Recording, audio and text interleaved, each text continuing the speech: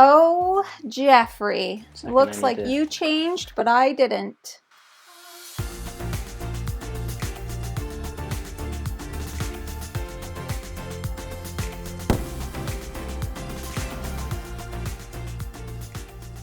Hello everyone, welcome back to Foster the Meeple, a channel all about Board games. And? Board gamey things. Exactly. Welcome back to our top 10 games of 2023 series, but this video today is top 10 new to us games. So we told you about the 103 games that we played in 2023 that were from 2023. You got our top 10. If you haven't watched it, you could go watch that. You can watch it now. You can watch it later. I'm not your mom. You do what you want to do. But today's video is about new to us games. Now, that means anything that came out before 2023. Yeah, no 2023 releases. No, unless we made an accident. If we did, it's fine.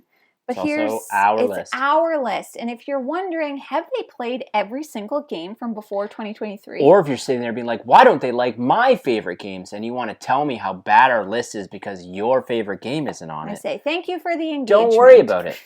We can like different things. We can like different things. If you're wondering why we always say stuff like that, is because without fail, somebody out there, someone, maybe even you, is going to put a silly comment down below. So this year we have played 163-ish, approximately-ish, board games that were new to us from before 2023. Got it. Okay, are we all on the same page so far? Those are the maths and the stats. So Jeff and I each have come prepared with a list of 10. We don't know each other's lists, and we're going to give you 2 honorable mentions today. But we got after it this year. Okay, wait till you hear our year wrap up. We've played a lot of games, so this was tough. This, I think, even harder than the 2023 new release games. Yeah. I think, maybe. Mm-hmm. Okay, so Jeff, do you want me to go first this time? Sure. All right. So my honorable mentions are going to be my number 12 and 11 on the list. So my number 12 was Inside Job from Cosmos, which we played the heck out of this year. And then 18 for me. 18 for you. And then my number 11 that just missed was Dwarf Romantic. And it just missed because we haven't played it enough. But I feel like if we played it more, it would be way, way higher. Like, way, way. That's 49 for me. Wow.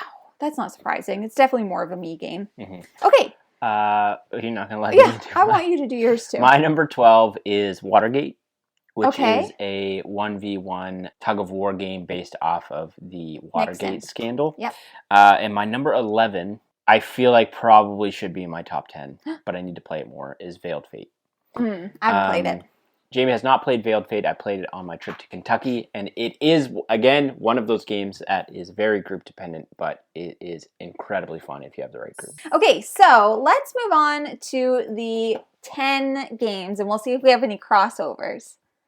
I think we're going to have crossovers, We're definitely going to have crossovers. I don't think they're going to be in the same spots. No, we actually didn't have a ton of crossovers in our other list, surprisingly. No, yeah. So, my number 10 is Forgotten Waters, a Crossroads game from Plaid Hat Games. 36. 36. Wow. There are some, Jamie, I know, we played some really good games. real good games. So, Forgotten Waters, if you watched our previous videos, we talked about freelancers. Well, this is the same game system where, like, it has a really unique, it's a crossword game system. It has a very unique action selection where everybody has to, before you actually get into the round, you have to choose what action you're going to do. Yep. Some of them are single actions, some people can do multiple, and essentially you are just kind of playing through a story. And in Forgotten Waters, you are pirates, and you are trying to be the most notorious and mean pirate. Is it notorious in this one? Infamy? Infamous. Yes, you are trying to be the most infamous pirate. And this story... That could be wrong. No, I think it's right. And this story that it's taking you through is like, it's hilarious. So funny. It's so funny. Like, there's some stuff that happens just randomly that makes you laugh out loud. But you're like exploring on a pirate ship and you're going on different like quests and adventures. Much like Freelancers, this one was just another example of such a great experience. We played this remotely with our friends Tyler and Ilya from Cavre, and we just had so much fun. Like, you build out your story and you create this character and they're ridiculous and you're trying to like undercut other people. Mad Lib. there's been Mad Libs and all this stuff. So if you haven't tried a Crossroads game before, I would definitely recommend either Forgotten Waters or Freelancers. Whatever one you like the theme of. Go to where your heart tells you to go based on the theme. But I love Plaid Hat games. I really do. And I just think that this was such a fun experience. I think like if I had to choose between them, I think I might put Forgotten Waters slightly above Freelancers. I like the Freelancers theme, but I think that's because I just like that RPG. Yeah. Video and I love style. pirates. Yeah, I also love pirates. I mean, it's win-win. Yeah, win-win-win. My number 10 is a game we don't own, and I don't know if we ever will own it. And I would love to own it, and that is the Grand Carnival. Didn't make my list. Really? Mm-hmm. Are you serious? Yeah. The Grand Carnival is a polyomino placement game, but where it's unique is you're basically trying to get people from one side of the circus to the other in this big tent. You're trying to get them to walk through, and you're placing all of these tiles out. I don't know why I love this game so much. Yeah, it was great though. But I loved the theme, and I do think this might be my favorite polyomino game. Like, to go back to the other list, Wild Wild West was my favorite, released in 2023. Yeah. But I think Grand Carnival might be my favorite of all polyominoes. And I don't know how widely available it is. I've never seen it for sale. I think it was only like a Kickstarter exclusive game that you could get. We were shown it by our friends over at Second Star to Left, Michelle and Billy, and I fell in love with it. And it's a game that I would desperately love to add to the collection, because I think the more we would play it, the more we'd fall in love with it. And yeah, but that's Grand Carnival. My number 10. Very fun. Didn't make my list. That shocks me. My number 9, I know, is going to be higher on Jeff's list. And it probably should be higher on my list. But that is Sea Salt and Paper. It's got to be higher on your list. That means yes. So Sea Salt and Paper is a card game. It is a card game that when we played it, it was done. I had been playing it on BGA and then finally ended up showing it to Jeff. And then as soon as that happened, we did not stop playing it. We have not stopped playing it. This is a game that travels with us everywhere we go because it plays great at 2, 3, 4, whatever. And essentially it's like a set collection kind of game and a race to get a certain number of points over a various number of rounds, basically. But there is a little bit of like take that element in it. Like you could steal cards from other people. You're kind of being like sneaky, being like, oh, I don't have many points. Psych, stop, and then lay out your points. The artwork is stunning. Like I love it. I have heard one person so far, our good friend Sam over at Lord of the Board, who doesn't like the artwork, but come on, he's the only one. It's beautiful. It's fun. I love card games. Love. 10 out of 10 card games. Would recommend. Anyways, that's my number 9. It's not on your list. Are you lying? It's probably like number 1. My number 9 Sea Salt and Paper is from our good friend Friedman Freeze. Oh, Friedman! And that is Fast Sloth. Fast Sloth. Which is actually right in front of me here. Oh, it didn't make my list. Wow. I know. That pisses me off. It's not too far behind, though. Fast Sloths is a ridiculous race game where you are playing as lazy sloths, and your sloths need to hitchhike and jump onto different animal types that have different movement abilities, and they can move on different terrain types, and that's how you're moving around trying to collect your leaves. And the first person to collect 8 leaves triggers the end, and then it kind of goes into this: if you have tied amount of leaves, there's a tiebreaker rule, etc., etc. The basic premise, though, of the game is you're a sloth, you're too lazy to move on your own, and so you need to jump on other animal types in order to move around the board to collect your leaves. Come on. It's silly. It's nonsense. I know most people would probably play this and think this is the dumbest game I've ever played. They're wrong. But they're wrong. It's incredibly fun. I've had a great time playing it in every instance of this that we've played. It plays well at, I think, any player account. Yeah, and we haven't even scratched the surface on the animal types. If you don't take things too seriously and just want to have fun, which is what we primarily like to do around here, this is a game that will knock it out of the park every time. I love Fast Sloths. I will always play it if asked. It's definitely in my top 20. It just didn't quite make my top 10. My number 8 is definitely going to be higher on Jeff's list. It could potentially be number 1. I don't know. But that is Star Wars Rebellion. It took us way too long to play this game. Everybody was like, when are you going to play it? When are you going to play it? And I was like, the pressure's too high. Everybody wants us to play this game. And I was overwhelmed with the rule book and everything. We psyched ourselves up. We psyched ourselves up. And then finally we strapped our boots up and we learned the game and we played it. And it was freaking awesome. I am not like this mega Star Wars fan. I'm very happy it's on your top 10. Jeff himself is a certified Jedi. Okay, we went through the ceremony. I was there. I did. But it was so much fun. I played as the Empire. We now have the expansion too. And we now have the expansion. And it's essentially like, it's like not hidden movement, but like a hidden, the rebellion has a hidden base and the Empire's trying to find and destroy that base. And it is very like thematic and on brand with Star Wars. And our particular play, it was like I captured Princess Leia and we did all of these things. And you interrogated her. I interrogated her, like all of these things. And you know, it is one of those things where it's like, oh, I think I found the base. I think I found it. And then you're like, oh, no. And because the base can change, too, throughout the game. Anyways, it was such a great experience. And I feel like this is one of those games. It's like we play this once a year, every year. Like, it's one of those, like, do you know what I mean? Yeah, it's one of those things that, like... I wouldn't want to play it all the time. We have a hard time sitting and playing those, like, 5 to 6 hour games. It took us, like, which this is one of those. Like, you can play it in about 5 hours. But to be honest, it doesn't feel like it. Does not feel like that.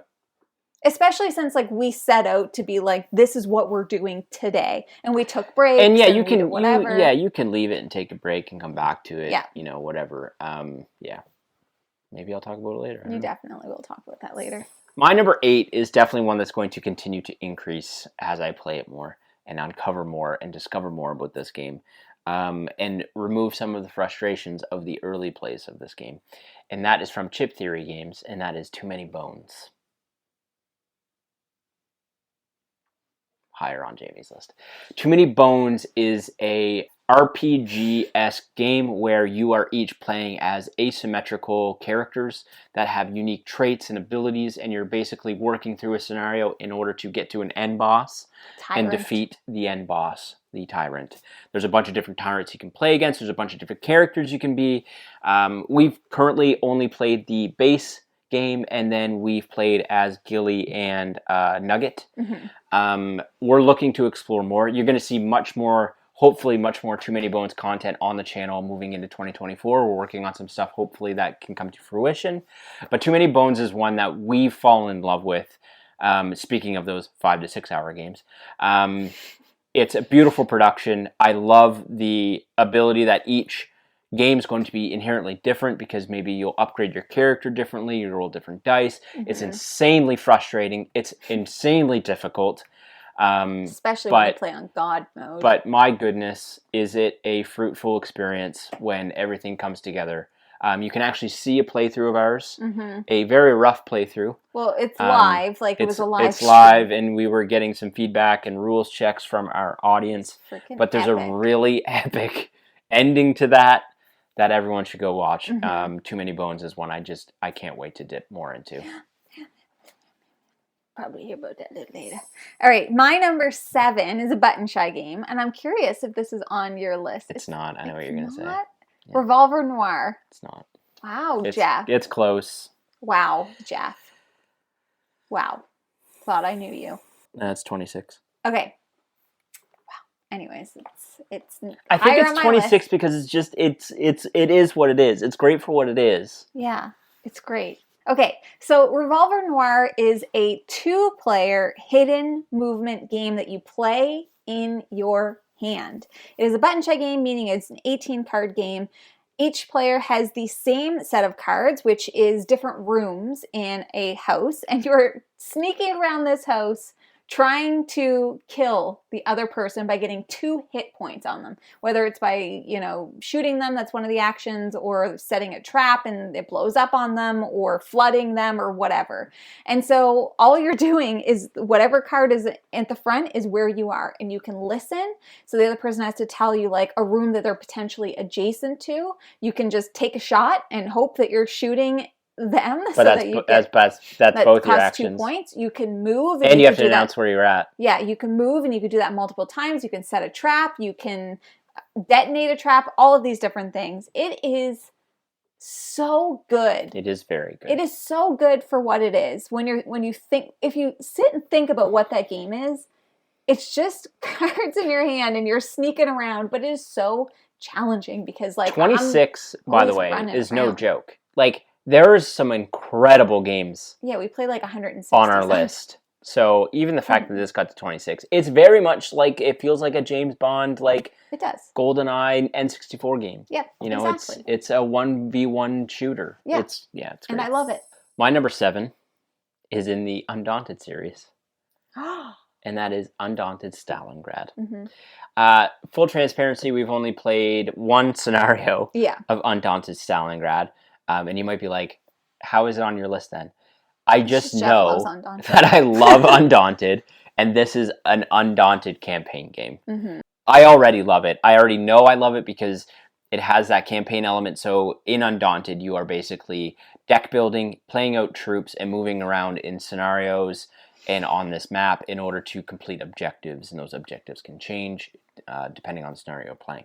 But where Stalingrad adds some really unique abilities to this is like your characters can actually die and they're removed from the game, and then you replace those people with reserves. Reserves, and the reserves are new and not as good, and so their abilities are weaker, but you also can get really good, you can recruit really good people, and you can get upgrades. It's just Undaunted campaign. And I love Undaunted. I've talked a ton about how much I love the Undaunted system, and what's there more to say? Yeah. I can't wait, and I'm sure if I had played more of this game, it would probably be even higher. If we had played more, it would probably be on my top 10, but it's not. My number 6, which I don't know if this made your list, but if it didn't, color me surprised. It's Psychic Pizza Deliverers Go to the Ghost Town. Jeff, it's so good, though. I know it is. Where is it? 30. 30? Okay, Psychic Pizza Deliverers Go to the Ghost Town is as ridiculous as the title sounds. Okay, this is a game from All Play where it is, I guess it's hidden movement a little bit. So somebody is playing as kind of like a game master, the mayor of Ghost Town, and they have a map in front of them that shows them where there are different pizza slices. And everybody else, and ghosts and some other stuff, and everybody else is playing as a pizza deliverer. And they are trying to find their slice of pizza. And then once they get that, they're trying to deliver it to the right house because every pizza has a specific house it needs to go to. So they are moving, and as the mayor, you're saying like, oop, you run into an obstacle, or oh, there's a ghost next to you, or whatever. So the other players are literally with a white erase board trying to map out a 7x7 grid so that they can. You're all in the same town. You're all in the same town, so they can try and figure out where they are, where their pizza is, where they need to deliver. But the funny part about it is that there's portals in the town, and they can step into a portal which zips them to another part of the board. Then they have no idea where they are. It is. It is very good. Fun. It's very good. I love this game. It's very good. There's just some really good games. There's just some really good games. I know, but this is one that I'm like, it's just such an unexpected hit for me. And like, we played it because it was like our Halloween day. And I was like, oh, ghosts. And I learned it, and I was like, I don't know what this is going to be like. And then we played it. And we were all like, that was amazing. Yeah, we played it like right away. Again. Yeah. We played it with Rodney and Christy, and it was great then too. So I don't know. I'm just saying. We've introduced that to a bunch of people, and they've all had a good time with it. I think it's also, though, a very specific kind of person that will enjoy. Not everybody would like that game. Yeah. My number 6, Jamie has not played. This was a Kentucky trip play. You're having so much fun without me. And that is Cosmic Frog. Cosmic Frog has been on our shelves for a long time. But the rule book was always daunting to me. Yeah, I think you have to be on acid to read the rule book. And so, luckily, the Table Nuts guys know how to play it. We set it up and played it, and it was a freaking blast. Cosmic Frog is just a big basher game where you are trying to eat the world, put it into your gullet, and then it moves from your gullet to your vault, and there's stacking rules and how you score victory points. It's so bizarre. It's so bonkers, but it's so absolute chaotic fun. So you're running around as these cosmic frogs, and you're like punching each other into the ether, and they're like, if you're in the ether, you can't move, but like if you're in the ether, people can like reach down your gullet and take the pieces out. I want to play it. It's so bad. So nonsense, but might be my favorite gaming experience of last year. Yeah. Like, I had some of the best gaming experiences while I was there, but that one was probably the most fun. That or Zuvadis. And you have you can get these asymmetrical abilities. So I had this asymmetrical ability where like if I get attacked, I would roll a dice, and then I could either lie or tell the truth to the opponent and be like, okay, I rolled a 5.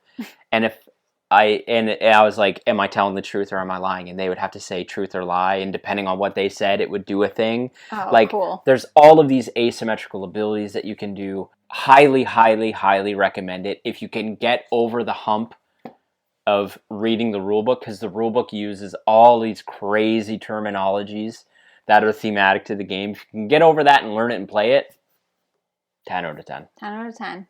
Okay, I haven't played it. My number 5, it's got to be on your list. Let's see if we have a crossover. It's Kalis 1303. Not a crossover. A game that when I first saw it, I was like, not a chance I like this, beige boy. Shout out to Kyle for getting us to play this one. Exactly. Because it had been sitting on our shelf for a little while. Well, he was the first one that mentioned it to me, and then I went out and bought it. Right. And we didn't play it for a long time. And we didn't play it. Anyways, this is a worker placement game.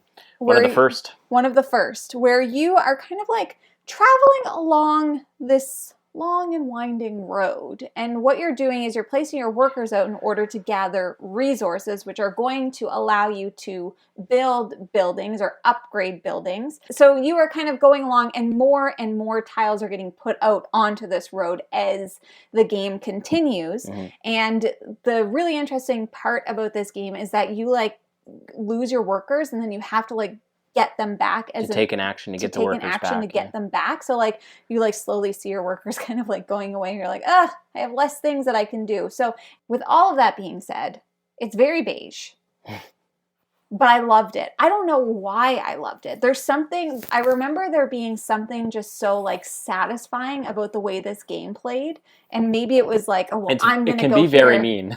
Yeah, because I'm going to go here and I'm going to take these resources because I know Jeff needs those resources to do what he wants to do. Yeah, there's only limited... And you can screw people over, too. There's only limited spaces. It's not like a very friendly worker placement where it's like, I'm never going to hurt to get the thing I need. Like, you will. In this game, you will not be able to get stuff you need if you don't get it. Exactly. Yeah. The point is, I loved it, and I didn't think that I would. So that is Kalis 1303. My number 5...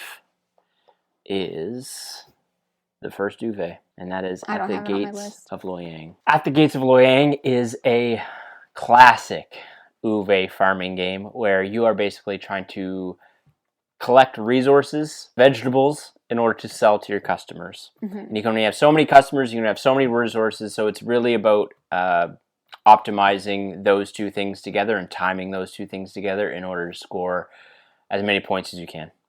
This looks like an Uwe. It plays like an Uwe, and I freaking loved it. I freaking loved it too. It just missed my list. I love the market aspect of this game because you're also like trying to fulfill orders. Like there's people who are like, well, I need this. And you're like, well, I'm not growing that right now, man, because some of the vegetables, it's harder to grow them. Right? Anyways, my number 4 has to be on your list. I'm just wondering where these things are falling for you, Jeff. Sure.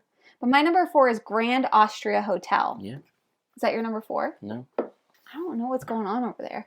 Grand Austria Hotel is a game that I have wanted to play for a very long time, but my interest in playing it grew when I saw it appear on our friends' The Mother's Birth, their like top game of all time. To be fair, Nick and Mike bashed us on the most recent video of did. theirs that I watched, so I don't want to speak about them here. Okay, well, it doesn't matter, but that's how I heard They're not about allowed the in the game. hot tub. Okay, because Mike loves it. Either of them. In Grand Austria Hotel, you are essentially just trying to make your guests happy. So they want to go to the restaurant, they want to eat certain things, and they want certain kinds of rooms. And like the hotel itself is like this grid that you're also trying to like fill in a certain way that you can score more points by the end of the game. Mm-hmm. This is just one of those games that makes my brain happy. I don't know what it is about it. There's something about like a game like that or a game like Kanban or Santa's Workshop or whatever where you're like at work and I'm good at work. Do you know what I mean? Like I know. Oh, big, strong man. Exactly. But like I am, like I understand how work works. So I'm like, okay, well I got to do this order and then I got to do this and I got to do that and I got to do this. I know what you're throwing down. Everything just like makes sense. And I love it. It makes my brain happy in the same way that Kanban makes my brain happy. My number 4 has already been mentioned, and that is Kalis 1303. I knew we weren't too far apart. Kalis 1303 is everything Jamie mentioned. The only thing I will throw out is that I very much enjoy how the workers work. They're basically currency in this game. Mm-hmm. So you will spend workers to do actions, and then those workers will be gone, and you have to spend an action to get those workers back. It's a very mean worker placement, which I very much enjoy. I know a lot of people probably wouldn't like that. It's very cutthroat. There's only so many spaces you can go to. Certain items can come up in crazy rarity on the board. Like maybe you'll need like a meat, but there's only like one spot on the entire road that has the meat. So you basically need to make sure you're either first or can get there. Otherwise you're not getting it. And you might need that to get to a scoring condition. It's incredibly mean. And I think one of the most fluid worker placements I've ever played. It's no fluff. It's no nonsense. It's streamlined and mean fun. Yeah. My number 3, now this one's got to be a crossover. It's the Oracle of Delphi. Nope. Am I just like... That was 13, I think. It didn't make your top 10? No, it's 13. Oh, that is 13. Shocking. The Oracle of Delphi is another one of those games that when I looked at it, I was like, I don't think I'm going to like it. But I love it, and I'm really surprised because it's essentially like a pickup. It's 13. It's not that. No, Jeff, but it's like a pick up and deliver game, and that's what you love. Yeah, that's true. And so essentially in this game, like everybody's got their own little like, are you on ships? You're like on little boats and stuff? Yep. And you are trying to pick up and deliver a bunch of these different things to... You're trying to do a bunch of tasks. You're trying to do a bunch of tasks for the Oracle of Delphi. For God, Zeus. For Zeus. Zeus the god. And I'm really good at remembering games. I remember how it made me feel. Yeah. We've played this one like multiple times too. So you're going around and doing different tasks and you want to be the first one to deliver X amount of tasks. Like you don't have to do everything. 8, I think. You have to do like 8 of whatever. And so they're all different. So one of them might be like you have to win a couple of fights. Against beasts. Against beasts. Or one of them might be you literally have to pick something up on this island and deliver it to this island or whatever. Mm-hmm. I don't know what to say about it besides the fact that I love it. It's like, very color it's very combo-y. Colorful. So like every person has a different color and like there's different colored cubes that you're going to pick up and deliver to similar colored islands. All of the beasts have certain colors associated. Yep. Yeah. And we have played this at 2 players and we've played it at 4 players. I think I preferred it at 2.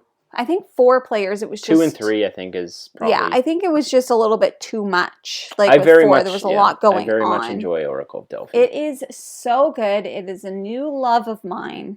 Because I like having tasks. I like knowing... Do you know what I mean? I like knowing I don't need to know. I know what my top 3 is. I like knowing what I got to do. And this is like, here are all the things you can do. And I'm like, perfect. I'll do some of those things. My number 3 has already been mentioned. And that is Grand Austria Hotel. I know, we're just like... I just love Mike a little bit more than you do. Take it back. Everything Jamie said is accurate. Grand Austria Hotel is very conveyor belty, and I do enjoy that. I like knowing exactly what I need to do in systemic ways, or systematic ways, where it's bring a guest in, sit them down, cook them a meal, put them to bed. And that's what you're doing in Grand Austria Hotel. Just like having a kid. Certain customers want to go to certain rooms, and you can only put them in certain rooms because there's an adjacency rule that you have to follow.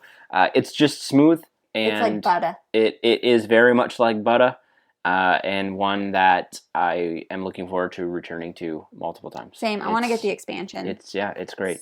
My number 2 is one that Jeff's already talked about. I'm very curious about your number 1 because there's a game you haven't talked about yet that I'm like, where is it? Because this is like our favorite game. My number 2 is Too Many Bones.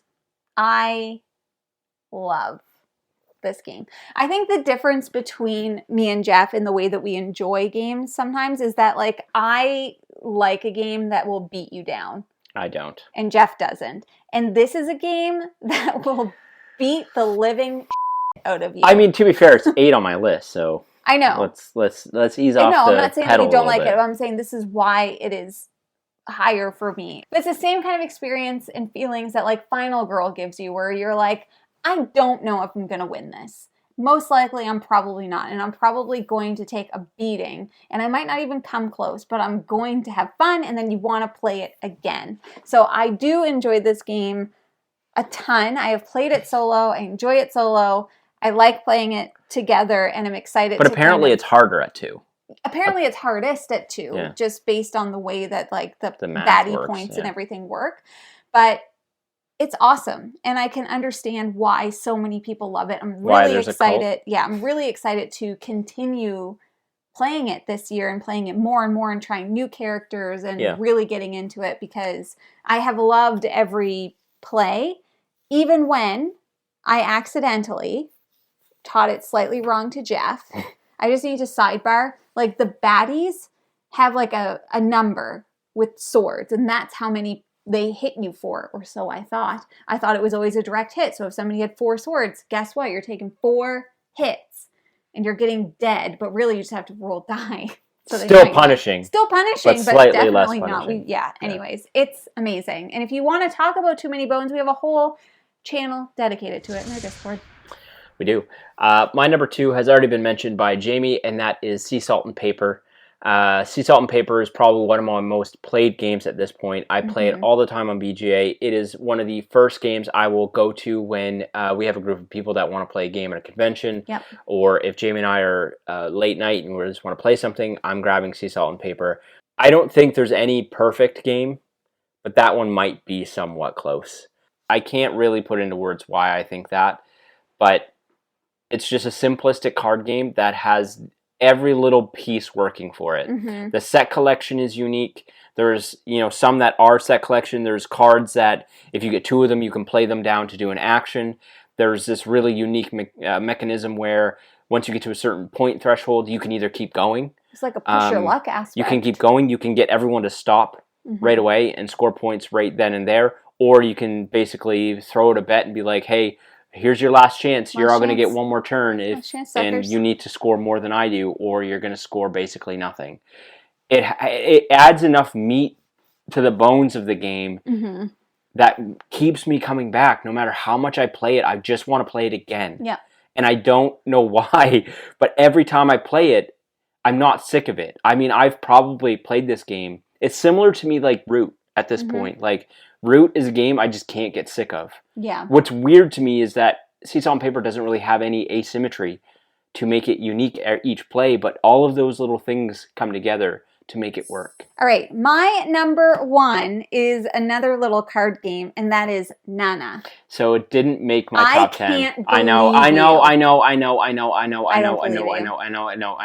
And the reason being is Sea Salt and Paper still is filling that for me. Sure. Nana is like Gamers Go Fish, and is the Japanese version. You can get an American version called Trio, which, sure, it's the same game, but it's not really, because Nana is just so freaking cute. It has little animals on it. And we have lovely members of our community who just gifted us with the Christmas edition of Nana, and it is literally like the best gift. Yes. Freaking Thank you ever. both so much. Thank you so much. Love you guys. So yeah, it's a simple card game. It's Gamers Go Fish. You're just collecting sets of cards. You're trying to be the first one to do it. It's amazing. I love it. If you have an opportunity to get the Japanese copy, Nana over Trio, I would recommend it because it's just adorable. It is much cuter. My number 1 is Star Wars Rebellion. Oh, yes, of course it is. Joy. Star Wars Rebellion is everything Jamie just mentioned. Is the most thematic Star Wars game I've ever played outside of something like maybe Imperial Assault. Incredible experience. It's 5 hours that feels like an hour. It feels like you're playing the movie, especially the first movie, not the first of the originals. I don't really have anything else to say. Like, I'm a big Star Wars fan. I'm just mad at myself that it took us so long to get it played, because I feel like I could have been playing it for so much longer. And I'm really looking forward to playing the expansion. Me too. Yeah, we're definitely going to play it in the upcoming year. Like, there's no way that we don't. That is everything that we have for today. Love to know in the comments below, what are some of your favorite games that were new to you that you played this year? We would love to know. If you're interested in buying board games like any of the many that we mentioned today, you should first start by checking your friendly local gaming store. And for us, that is the Boardroom Game Cafe. Do you like snacks? I do. Where do they get them? MunchPak. Exactly. If you like what you see, please subscribe. We hope to see you again soon. And now we say goodbye. Goodbye.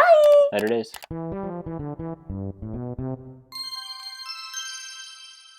Someone likes to be a jerk. Yeah, it do be facts though. Okay. Oh my god, it's just going to be too many. I can't count that many. Let's forget about it. Vibrating. Join our Discord. It's very active. I need to turn the notifications off because it's constantly like bzz, bzz, bzz, whenever we bzz. film. It's a word. It's on the tip of my tongue. I can't remember the horse's name. It's got a name. Ed. They've called me 7 times today, but no voicemail. You should probably answer. No voicemail though? Sure, but you should probably answer. They should leave me a voicemail if it's important. Not necessarily the biggest Uwe fan, but this one just hits different. Taylor Swift song. Ooh, big, strong man. So that is my number, whatever that is. This is a dead 4. cat, it's called. 4, I think, right? Yeah. Just FYI, the computer battery is going to... Everything's dying on us, and I can't plug it in. Well,